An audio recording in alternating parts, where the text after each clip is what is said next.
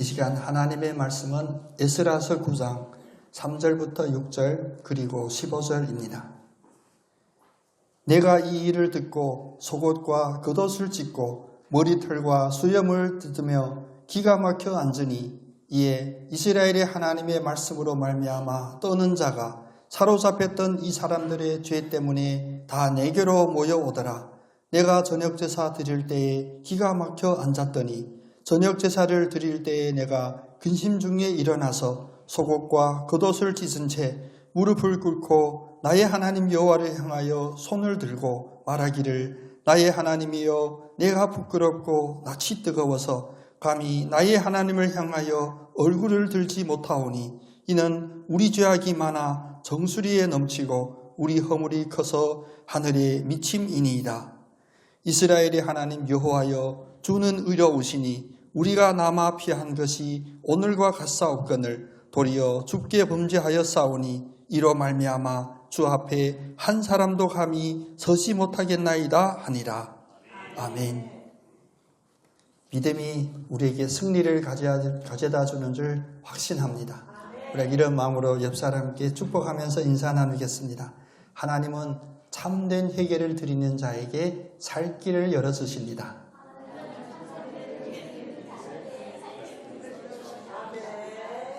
아멘.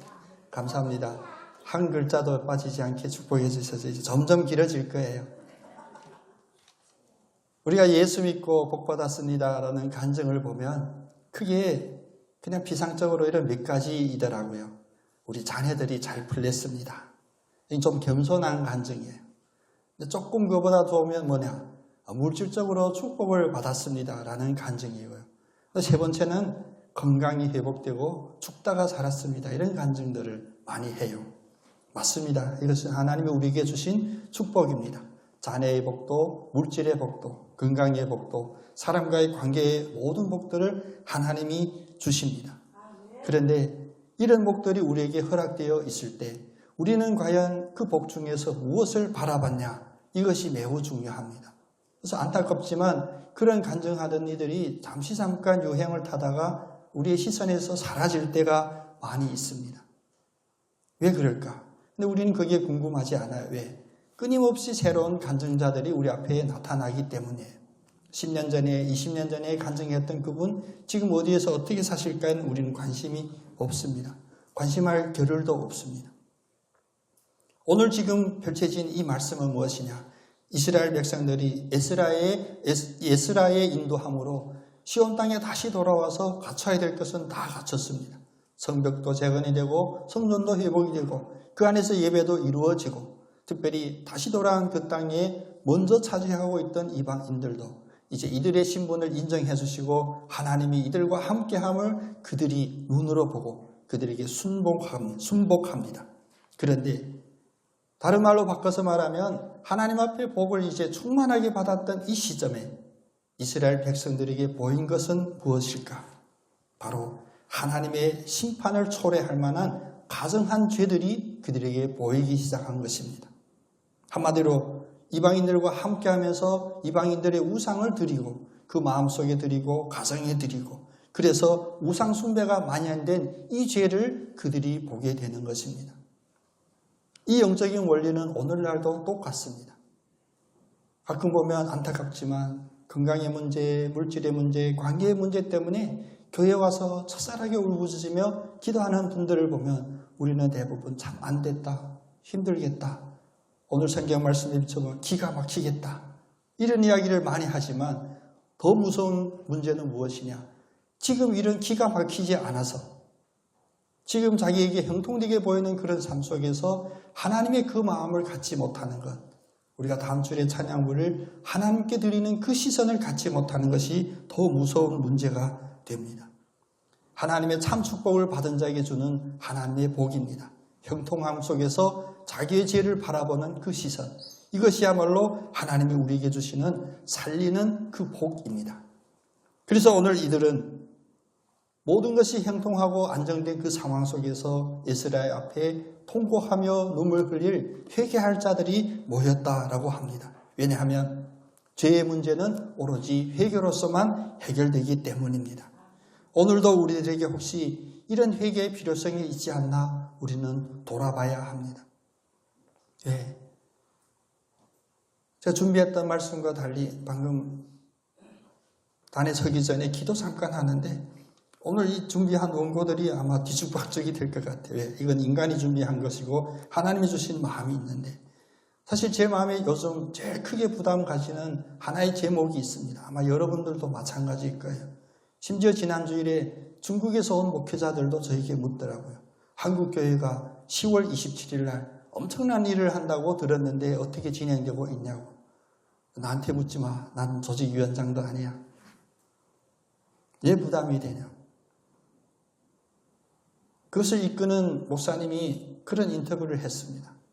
우리가 기독교인들이 많이 모여서 힘을 한번 보여주자. 여기서 마음에 좀 걸렸습니다. 우리 기독교인들이 숫자적으로 많이 모여서 힘을 보여주는 것 필요할 수도 있습니다. 그런데 그것이 우리가 모이게 되는 그런 동력이 되거나 누구나 피할 수 없는 그런 확신한 이유가 되나 생각해 봤을 때는 제 마음에 좀 걸리는 거예요. 많이 모이는 것 좋아요. 근데 많이 모여서 무엇을 보여준다? 우리의 힘을 보여줄 것 같다는 거예요.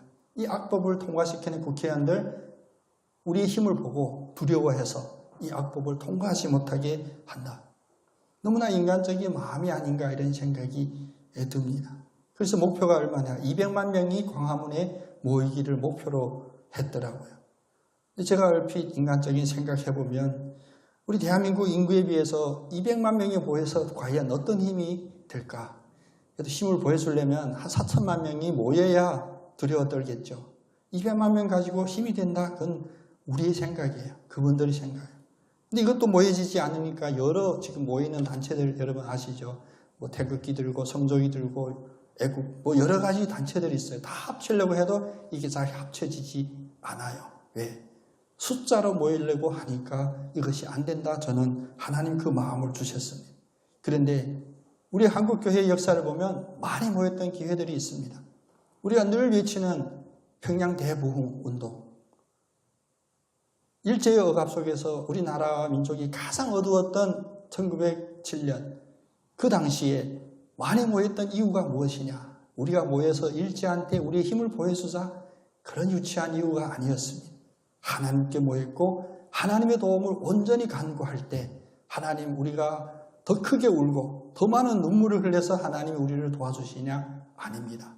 하나님께 회개하고자 모이면 회개하고자 하는 자들에게 하나님이 함께 하시며 살 길을 열어주시고 한두 사람이 회개할지라도 고모라 소금 등을 바라볼 때 의인 한 사람 때문에 그 성을 보호해 주시겠다는 하나님의 이 영적 원리를 깨달아야 돼요. 사실 우리도 현실적으로 어렵습니다.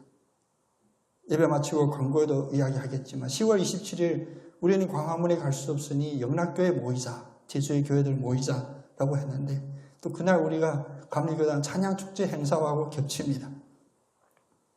어제 임영훈 감독님하고 점심 식사를 같이 했는데 제 감독님한테 난감한 질문을 했어요. 감독님, 제가 우리 지방 찬양제를 째고 전문 용어입니다. 째고 영락교회 집회 가면 어떨까요? 감독님이 아무 말씀 안 하시더라고요.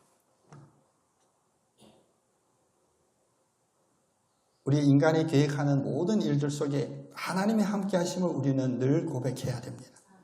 내 생각이 혹시라도 하나님을 뛰어넘었다면 그것은 무모한 짓입니다. 그것을 보여줄 수 있는 힘 아무것도 없습니다. 오늘 이 말씀 속에서 하나님이 2024년 10월 20일 이 시점에 우리에게 주시는 하나님의 살아있는 말씀이 우리의 마음에 우리의 뇌리에 확실하게 박히기를 간절히 소원합니다. 이 나라와 이 민족에 문제가 있다. 물론 동성애 문제 심각한 문제입니다. 유럽에서 많이 보이죠. 근데 역사적으로 보면 동성애 문제만 문제였냐? 인간의 역사를 보면 모든 시대에 다 치명적인 그런 위기들이 있었습니다. 이름이 달랐을 뿐이지 위기는 똑같습니다.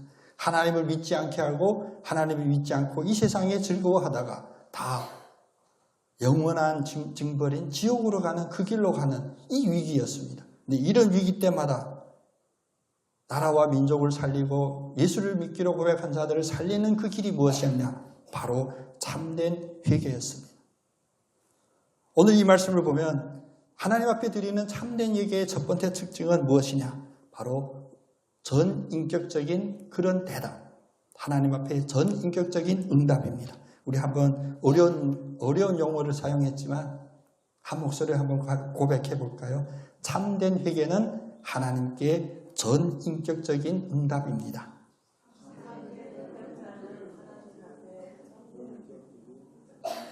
이럴 줄 알았어. 우리도 좀 수준 있게 신학교에서 교수님들이 쓰는 것 같은 그런 용어들 좀 사용해 봅시다. 전인격적인 응답이라 뭐 거창한 것 같죠? 그게 아니에요. 이거 뭐냐? 마음속으로부터 우리의 행동에 이르기까지 처음부터 끝까지 온전히 하나님 앞에 서는 겁니다. 오늘 4절 말씀을 보면 이제 회개하려고 모인 이들이 하나님의 말씀으로 말미암아 떠는 자들이 함께 모였더라. 여러분, 여기서 떨다, 떠는 자, 이것이 바로 참된 회개를 할 때 하나님 앞에 드러나는 전인격적인 반응입니다. 전인격적이라는 것을 구체적으로 좀 풀어 이야기한다면 세 가지 요소가 있는데, 먼저는 귀로나 눈으로 통해서 알게 되고, 두 번째는 뭐냐? 알미 그치는 것이 아니라 이게 우리 머리에, 생각에 느끼게 되고, 세 번째는 뭐냐? 이 알고 느낀 것 때문에 행동으로 결단하는 이 세 가지가 바로 전인격적인 응답입니다. 우리가 예수를 믿는 것도 마찬가지입니다. 오늘의 주제는 아니지만 우리가 지식적으로 예수를 아는 것, 예수를 듣고 예수에 대한 관련된 책자나 지식을 보는 것, 여기만 멈추면 안 되고 예수 그리스도를 믿는 하나님의 자녀로서 온전히 그 삶을 살아내는 데까지 이르잖아요. 이것을 전인격적인 믿음이라고 하죠. 물론 아직 우리가 아는 것도 부족하고 느끼는 건 더욱 부족하고 그것을 살아내는 그런 것은 더욱더 부족하지만 오늘 이 말씀도 회개로 하나님 앞에 나갈 때 떠는 그 반응이 있게 된 것입니다. 그러면서 떠는 중에 뭐라고 탄식합니까? 기가 막히다. 여러분 삶 속에서 기가 막히다 이런 말씀을 잘 안 하시죠? 제가 보면 저희 할머니가 뭐라고 얘기할 때마다 기가 막히대. 그때는 기가 막히면 죽는구나 이렇게 생각했어요. 요즘은 죽을 만한 사람들이 없다 보니까 다들 기가 막히지 않아요. 그러나 하나님 앞에 회개하려고 참된 자들이 섰을 때 떨면서 느꼈던 느낌이 뭐냐? 바로 기가 막히는 거예요. 왜 그러냐? 생명이 하나님이라면 이 하나님으로부터 공급되는 모든 생명의 선들이 막혀 있으니까 생명이 죽어가는 겁니다. 기가 막히면 단지 우리가 답답하다, 내 생각대로 안 풀린다가 아니라 우리가 죽기 직전에 그런 반응임을 우리가 떨리는 마음으로, 두려움으로 떠는 마음으로 온전히 느끼기를 원합니다. 그래서 문목사가 설교할 때마다 이게 앞뒤가 안 다르네. 왜냐하면 제가 하루에 30분 설교하는 것 길다고 느껴지기 때문에 저는 평생 설교할 거지만 한순간에 몰아서 다 할 수가 없어서 저희의 부족함 때문에 그럽니다. 대부분은 뭐냐? 하나님이 주시는 마음은 우리에게 소망이요, 희망이요, 우리에게 담대함이라는 말씀 많이 전했죠. 맞습니다. 그런데 이것뿐이 아니에요. 하나님을 진정으로 섬기는 자의 특징은 뭐냐? 바로 경외함입니다. 그 경외에 무엇이 포함되어 있냐? 하나님은 우리의 방패 되시고 나의 힘이 되시고 나를 마르지 않는 시냇가로 인도하시는 그 따뜻한 사랑의 손길. 그뿐만이 아니라 하나님은 정의로우신 하나님, 하나님은 죄를 참으시지 않은 분, 하나님은 모든 죄에 대한 대가를 반드시 물으시는 분, 이 부분도 우리가 함께 가지고 있어야 됩니다. 그래서 5절 말씀을 보면 우리가 평소에 느끼지 않았던 말씀으로 합니다. 저녁 제사를 드릴 때에 내가 근신 중에 일어났다. 기가 막힌 후에 그는 근신 중에 일어났다고 해요. 염려하지 말라와 다른 이야기입니다. 우리의 먹고 사는 문제 때문에 염려하는 그 염려가 아니라 이 근심은 무엇이냐? 온전히 영적으로 답답함과 영적으로 어둠을 느끼는 그 근심이었어요. 성경을 자세히 보면 근심도 두 가지인데 하나는 세상 근심이고 하나는 하나님의 뜻대로 하는 근심이 있습니다. 이건 강요입니다. 여러분 억지로라도 같이 고백하기를 원합니다. 이렇게 고백합니다. 하나님의 뜻대로 하는 근심. 아이고 내가 세상 사는 것도 근심이 많은데 언제 하나님의 뜻대로, 근데 순서로 따지면 세상 근심하기 전에 하나님의 뜻대로 하는 근심을 가져야 합니다. 고린도후서 7장 10절에 분명히 말씀합니다. 하나님의 뜻대로 하는 근심은 후회할 것이 없는 구원에 이르게 하는 회개를 이루는 것이요 세상 근심은 사망을 이루는 것이다. 우리의 선택지에 두 가지 근심이 있습니다. 세상의 근심, 하나님의 뜻대로 하는 근심. 그런데 세상의 근심은 그 결과는 죽는 근심이요. 하나님의 뜻대로 하는 근심은 무엇이냐? 회개를 통하여 우리가 살아나는 생명을 얻는 그런 근심입니다. 하나님의 뜻대로 하는 근심을 사모하고 또 하나님의 뜻대로 하는 그 근심 안에 우리 자신도 넣는 그런 노력, 그런 훈련을 가지시기를 원합니다. 하나님의 뜻대로 살지 못하는 자기 자신을 보게 되면 그때 깨닫고 느끼는 그 근심이 바로 하나님의 뜻대로 하는 근심입니다. 그래서 이들을 보면 그 근심을 어떻게 표현했냐? 구약에 자주 나옵니다. 머리에 재를 끼얹고 머리털을 쥐어뜯고 수염을 쥐어뜯고 저는 듣길 머리가 없어서 감사할 때도 있지만 이런 고통을 뭐라고 하냐? 기가 막힌 고통이랬어요. 전인격적인 이런 반응. 여러분 머리숱이 많으니 조심하십시오. 더 아프게 뜯으셔야 됩니다. 오늘 3절 말씀도 4절 말씀도 5절 말씀도 반복해 말하면 속옷도 찢고 겉옷도 찢고 머리털과 수염을 뜯으며 기가 막혀 앉아서 하나님께 회개를 시작하셨다. 어떤 모임에도 이 회개로 시작하고 회개로 승리하여 하나님의 뜻대로 하는 근심으로 말미암아 생명을 다시 찾는 그런 축복이 우리 모두에게 가득하기를 원합니다. 10월 27일 그 모임이 저희가 그 현장에 있든지 말든지 그것이 중요하기보다 그 현장에 우리의 마음을 들고 어떤 마음으로 오로지 수염을 찢고 머리를 뜯으며 하나님 앞에 회개하는 그런 회개의 마음으로 그 자리에 우리가 동참하기를 간절히 소원합니다. 두 번째로 이 회개는 어디에서 일어났냐? 이 두 번째는 좀 무거운 주제입니다. 여러분이 당장 우리 실천하기 어렵다라고 느낄 만한 그런 말씀입니다. 그러나 이것이 원리여서 우리 함께 나누기를 원합니다. 한번 고백해 볼까요? 예배를 통한 공개적인 회개입니다. 그렇죠. 아멘 한 번도 안 하셨죠. 회개가 뭐냐? 골방에서 남들이 안 보이는데 눈물 흘리고 머리 뜯고 수염을 뜯는 그런 회개, 기가 막혀 앉아있는 그런 회개보다 오늘 말씀을 자세히 보니까 예배를 통하여 공개적으로 드리는 회개를 말하고 있네요. 근데 요즘 이것이 우리의 삶 속에서 특히 나의 경험 속에서 이것이 많았을까? 거의 없어요. 왜? 목사부터 이런 기회를 여러분께 안 드리거든. 예배 중에 회개하세요 안 하거든요. 회개하고자 한 사람 손 들어보세요도 안 했고요. 다음 주부터 좀 해봐야 되지 않나 싶어요. 저는 안 하고 회개할 사람, 공개적으로 회개할 사람 마이크 드립니다. 이걸 우리가 안 해왔어요.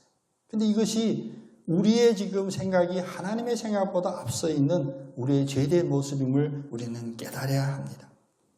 지나간 교회의 역사를 보면 영적인 대각성 혹은 영적인 부흥 이런 기록들이 많이 있어요. 영국에도 유럽에도 우리가 1907년 평양 대부흥 이런 이야기들을 많이 하는데 공통된 특징은 무엇이냐?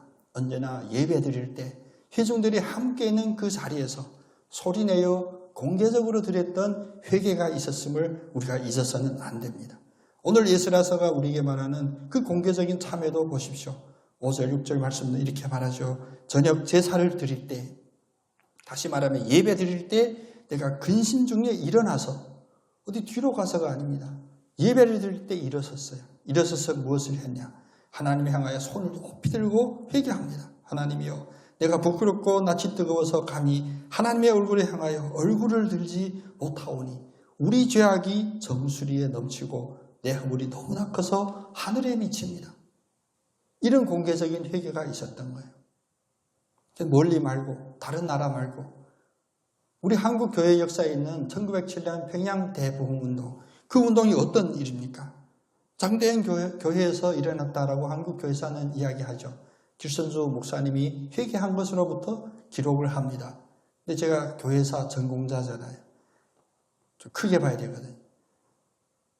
1907년 1월 17일, 15일인가? 그날 그 길선주 목사님 회개 먼저 이 부흥회가 있기 전에 외국 선교사들이 모였었어요. 그들이 모여서 뭐 했냐? 우리가 조선에 와서 이렇게 열심히는 따옴표 있습니다. 자기들 생각에는 열심히 목숨 바쳐, 아직 안 바쳤거든. 목숨 바쳐 선교하는데 왜 선교 열매가 이렇게 없냐? 하나님은 왜 우리를 돕지 않으시냐? 이런 어떤 선교 전략적인 회의로 모였었어요. 그때 감리교 선교사가 뭐라고 얘기하냐? 이 이야기를 논의하기 전에 먼저 돌아봐야 될 것은 혹시 우리가 하나님 앞에 하나님을 기쁘지 않은, 하나님을 기쁘게 해드릴 수 없는 모습으로 서 있지 않나 돌아보자. 그게 시작이거든. 그랬더니 그 기도에서 터져 나오기 시작합니다. 뭐 선교 전략 어쩌고 우리 열심히 다 제쳐놓고 우리가 선교사로서 이 나라에 와서 이 조선 사람들을 무시하고 그들을 존중하지 않았던 우리의 모습부터 회개합니다. 그 당시 사진들을 보면 참으로 여러분 이런 사진 자주 안 보시겠지만 선교사님들과 성도님들의 그 사진, 특히 거리 다니며 시골 다니며 순례하며 전도했던 그 사진들을 보면 그 사진에 그냥 그대로 드러나 있어요. 그냥 선교사는 그 옷차림이나 가지고 있는 물건들을 봐도 이미 복받은 사람이에요. 그 사진에 함께 있는 조선인들의 그 모습 구체적으로 표현하지 않겠습니다. 근데 눈에 보이는 그대로 이 선교사들도 조선인들을 본 거예요. 더럽고 냄새나고 위생이 뭔지도 모르고 또 글도 모르고 뭐 나눠준다 그러면 벌떼처럼 모여들다가 참으로 회개로 예수 그리스도를 할 때면 다들 졸고 그것도 감사해요. 다 도망가고 안 오고. 그래서 1년에 크리스마스 그때만 오는 애들이 많아졌고 요즘은 오지도 않지만 그런 것들이 선교사님들의 마음에 있었던 거예요. 그게 뭐냐? 그걸 맨날 불평하고 어떻게 하면 이 조선인들의 머리 생각 자체를 뜯어 고칠까? 그게 자기들의 힘으로 되냐고요. 그제도 중국 선교사, 중국 목회자들이 왔지만 저희 교회 와서도 축복 기도를 하는데 제가 너무 부끄러운 거예요. 우리가 그들에게 어떤 도움을 줄까 늘 머리 짜고 어떻게 하면 후원금들을 많이 모아서 중국 선교에 물질적으로 도움 줄까? 그들은 그거 원하는 게 아니었습니다. 근데 선교사들이 현지에 가서 무시하고 얘들을 가르쳐야 돼. 배운 게 없으니까. 그리고 겁도 없이 얘기합니다. 봐봐라. 대한민국은 예수 믿고 나니까 얼마나 발달한 나라가 잘 먹고 잘 사는 나라가 됐냐. 니들이 못 사는 이유는 예수를 믿지 않아서다. 이런 비상적인 그런 외침만 했던 거예요. 1907년 선교사들이 바로 이것부터 회개했습니다. 인격적으로 대하지 않고 저들도 하나님이 창조하신 하나님의 자녀다라는 것을 느끼지 않았던 그 모습을 회개했습니다. 이 모임들이 이제 점점 한국 우리 조선인 목사님들도 함께 동참했고 그래서 1907년 1월 12일부터 2주간 특별 집회를 하는데 장대인 교회에서 셋째 날 길선주 목사님이 설교하는 그 시간에 길선주 목사님이 첫 조선인 목사로서 회개의 포문을 열었어요. 그가 뭐라고 얘기했냐. 나의 절친한 친구가 지병으로 이 세상을 떠나면서 1년 전에 나에게 그 후사를 부탁했는데 내가 그걸 처리하면서 얼마를 내 주머니에 넣은 거예요. 그때 당시 기록 보면 공개적으로 사복했던 그 워딩이 바로 이렇습니다. 길선주 목사님이 예배 중에 공개적으로 얘기하기를 나는 아간과 같은 자입니다. 나 때문에 하나님이 축복 주실 수 없었습니다. 왜냐? 내가 미망인의 재산을 관리하다가 얼마간의 금액을 사취하였습니다. 나는 하나님의 일을 방해해온 것입니다. 내일 아침 저는 그 돈을 미망인에게 돌려드리겠습니다. 그래서 그 예배는 우리 모여서 힘을 보여줍시다가 아니라 길선주 목사님 때문에 모두 회개한 거예요. 제가 충남의 시골에 있는 교회에 믿음이 좋게 보였던 권사님이 어느 날 찾아오셔서 헌금봉투를 특별 헌금봉투 하나 드린대. 왜? 새벽에 제가 담임이 아니니까 새벽에나 설교하는데 새벽에 목사님 설교 듣고 너무나 참을 수 없어서 찾아왔대. 왜? 17년 전인가 하도 사는 게 힘들어가지고 그 지하에 있는 우리 교회에 성미함이 있거든요. 근데 함이 아니라 봉하지도 않았어요. 왜냐하면 손들어 오면 자유롭게 부을 수 있어서. 그 성미함에서 쌀 몇 바가지를 퍼갔대요. 집에 쌀이 없어서. 누구도 몰라. 그게 별 잊혀지지 않았는데 오늘 새벽에 이걸 빨리 털어야겠다. 회개해야겠다. 그래서 쌀로 갖고 온 것이 아니라 나름 이거 헌금 갖고 온 거예요. 목사님. 너무나 부끄러운데 이 얘기를 누구한테도 하지 마시고 완전히 간증하셔야 됩니다. 그렇지. 작은 일이지만 하나님 바로 이 작은 일의 회개를 바라보는 겁니다. 우리 회개하라고 그러면 소리는 크게 지르는데 구체적이지도 않아요. 뭔지 몰라. 왜? 회개하고 싶지 않거든. 자기 죄가 느껴지지 않았거든. 저희들의 죄를 용서하여 주시옵소서. 그래서 러시아, 우크라이나 전쟁이 멈추게 해주세요. 너무 비약이 크잖아요. 작은 거 하나. 누구에게 친절한 표정 한번 보여주지 않았던 것. 찌르는 상처 주는 말 한마디 했던 것. 요즘 교회 와서 그런 분들이 없습니다만 예전 같았으면 하도 먹고 사는 게 힘들었으니까 집에 새끼들은 울고 있는데 남편은 어디 갔는지 며칠째 집에 오지도 않고 쌀은 없어서 성미하면서 쌀 한 줌 두 줌 갖고 간 그걸 회개하는 그 모습을 하나님이 원하는 거예요. 여러분께는 회개할 일이 전혀 없는 줄로 믿습니다. 아시죠? 여러분의 양심이 아시죠? 하나님도 아십니다. 이것부터 하나하나 풀지 않으면 우리가 200만이 모이든 2천만이 모이든 그런 위기는 역사 순간순간마다 있었다니까요. 이게 지나서 이 시대가 지나면 또 다른 교회를 믿음을 핍박하는 또 다른 악한 세력의 악한 장애들이 있을 거예요. 우린 그렇게 흘러왔고요. 우리에게 믿음의 부흥, 교회들의 부흥을 간절히 사모하면서 그 가장 도화선이 되고 이것을 영적인 폭발을 일으킬 만한 이점을 늘 놓치고 있는 우리 자신을 다시 돌아보기를 원합니다. 아멘도 안 하셨습니다. 그래서 이 무거운 주제는 빨리 넘어가겠습니다. 세 번째 뭐냐? 이제 앞에 첫 번째는 전인격적으로 하나님께 회개로 반응해야 되고 두 번째는 예배 중에 공개적으로 하는 이 회개. 세 번째는 무엇이냐? 이런 회개를 위하여 하나님께서는 남겨두신 자들이 있었다는 거예요. 이것이 바로 하나님의 은혜이고 하나님의 사랑입니다. 우리 한번 같이 고백해 보겠습니다. 남은 자들을 행한 긍휼하신 하나님. 아멘. 이 일로 가지고 따지면 한 사람도 남아있을 자가 없어요. 하나님 앞에 올바로 서 있을 자가 없습니다. 그런데 죄악이 편만되어 있는 이 세상 속에 하나님은 그 사랑을 끝까지 지키시고자 언약을 지키시고자 하나님께서 남겨두신 자들이 있는 거예요. 오늘 9장의 마지막 구절인 15절에 보면 이렇게 말씀하시죠. 이스라엘의 하나님 여호와여 주는 의로우시니 우리가 남아 피한 것이 오늘과 같사옵거늘 도리어 주께 범죄하였으니 이로 말미암아 주 앞에 한 사람도 감히 서지 못하겠나이다 라고 했는데 여기 앞에 우리가 남아있는 자라 고백하잖아요. 오늘 시간상 9장 전체를 말씀을 봉독하지 못했지만 여러분 예배 마치고 살펴보십시오. 네 군데에서 이 남아있는 자에 대해서 이야기합니다.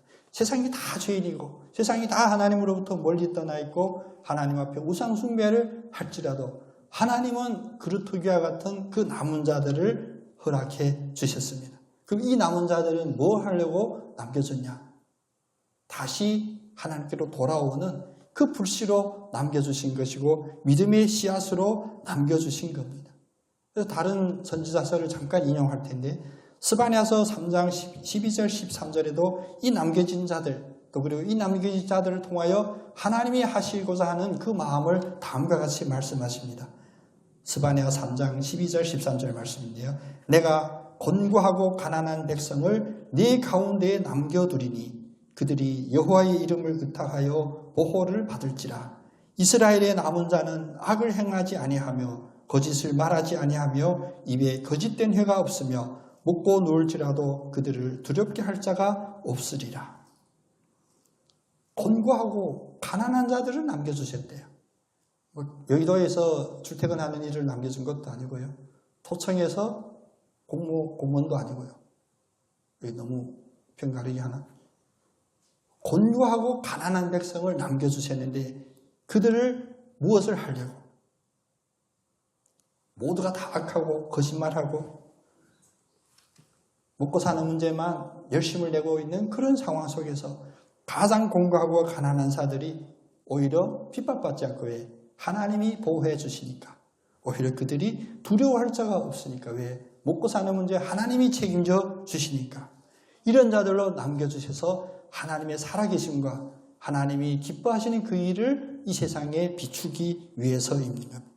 다시 말하면 이 남아있는 자들은 역사의 마지막 희망이고 마지막 소망이고 마지막 입새 같지만 그것이 하나님의 언약에 참된 씨앗, 불씨가 되는 것입니다. 오늘 우리 교회도 빈자리 많는 것, 전 저희 교회만 빈자리 많은 줄 알고 늘 부담 가졌지만 여기 들어보면 많은 교회들이 빈자리가 많대요. 저만 갖고 있는 부담인 줄로 믿습니다. 거꾸로 보면 옆에 빈자리가 많네 라고 바라볼 수도 있지만 다시 바라보면 이 자리에 우리가 남겨진 자예요. 다 떠나고 다 안 오고 해도 남아있는 이 자들. 그럼 우리 남아있는 이 30여 명이 뭐냐? 간신히 유지하려고? 아닙니다. 그러려면 필요 없어요.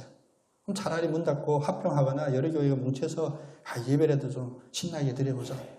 저도 그런 정치적인 수완에 있거든요. 여기 주변에는 여러 작은 교회들 다 모이면 한 500명 모여들 예배면 500명쯤 되면 아마 관상으로 성도들이 더 붙을 거예요. 다 작은 교회 예배 적게 드리는 교회, 대출이 있는 교회는 거부하니까요. 그게 아닙니다. 우리가 30명이 남아있든지 3명이 남아있든지 우리는 왜 남아있냐? 우리가 바로 이 회개하지 않고 죄로 편만한 이 세상에 우리가 하나님이 남겨주신 회개의 불꽃을 불붙일 그 남아있는 자라는 이 소명으로 여러분 담대하시고 자긍심이 넘치고 또 사명감이 넘치기를 간절히 원합니다. 오늘날도 우리 200만, 400만, 4천만 명이 모이는 그런 모임보다도 저는 확신합니다. 하나님은 바로 그 남아있는 자를 찾고 계십니다. 엎드려 죄를 자복하고 주님이 긍휼하심이 없으면 그 어떤 문제도 우리 힘으로 해결할 수 없습니다. 이 세상에 악으로 가득하 있는 것이 단지 어떠한 법, 조례만 아닙니다.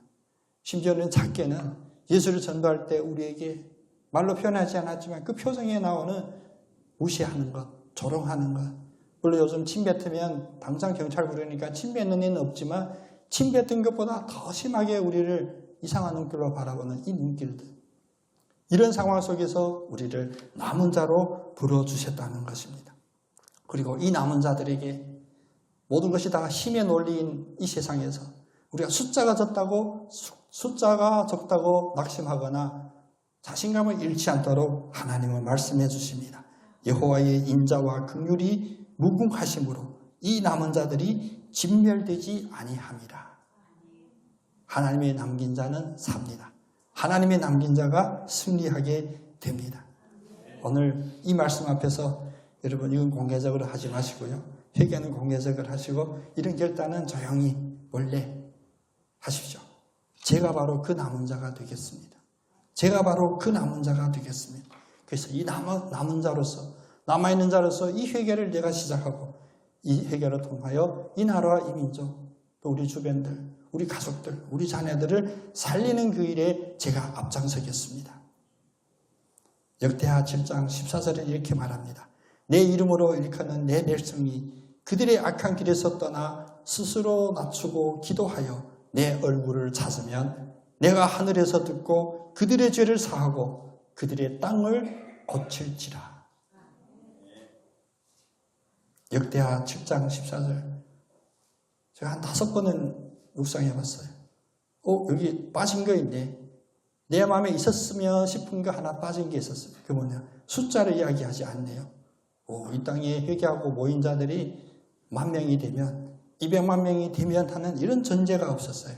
그냥 내 이름으로 일컫는 내 백성이 그들의 악에서 떠나 스스로 낮추고 기도하고 내 얼굴을 찾으면 그것이 한 사람일지라도 내가 하늘에서 듣고 그들의 죄를 사하고 그들의 땅을 고쳐주신답니다.